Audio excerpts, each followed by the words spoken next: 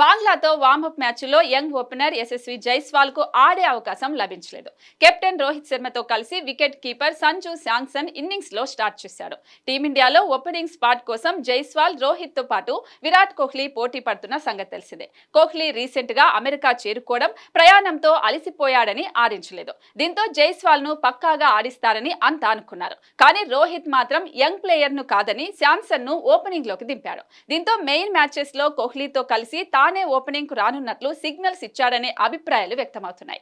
ఈ విషయంపై భారత మాజీ క్రికెటర్ సంజయ్ మంజ్రేకర్ సీరియస్ అయ్యాడు. కోహ్లీ కోసం జైస్వాల్ ను బలిపశును చేస్తున్నారని చెప్పారు. ఇది కరెక్ట్ కాదంటూ రోహిత్ పై సీరియస్ అయ్యాడు మంజ్రేకర్. ఇలాంటి కొత్త టాలెంట్ ను ఎంకరేజ్ చేయాల్సింది పోయి వార్మప్ మ్యాచ్ల్లో పక్కన పెట్టడం తప్పుడు సూచనలు ఇచ్చినట్లని అన్నారు. నిన్నటి మ్యాచ్ లో దురదృష్టవశాత్తు జైస్వాల్ బెంచ్ మీదే కూర్చోవాల్సి వచ్చింది. ఒకవేళ నా చేతిలో పవర్ ఉంటే పూర్తిగా కొత్త టాలెంటెడ్ ప్లేయర్స్ తో మ్యాచ్ కు వెళ్లేవాడిని. ఎంతో ప్రతిభ కలిగిన జైస్వాల్ లాంటి యంగ్స్టర్స్ కు అవకాశాలు ఇస్తే చెలరేగి ఆడతారు. అప్పుడు జట్టు కూర్పు వైవిధ్యంగా మారుతుంది. కానీ భారత్ మాత్రం సీనియర్లని నమ్ముకుంది. ఎప్పటిలాగే ఈసారి కూడా ఆ ప్లాన్ బెడిసి కొడుతుందని మంజ్రేకర్ చెప్పుకొచ్చాడు.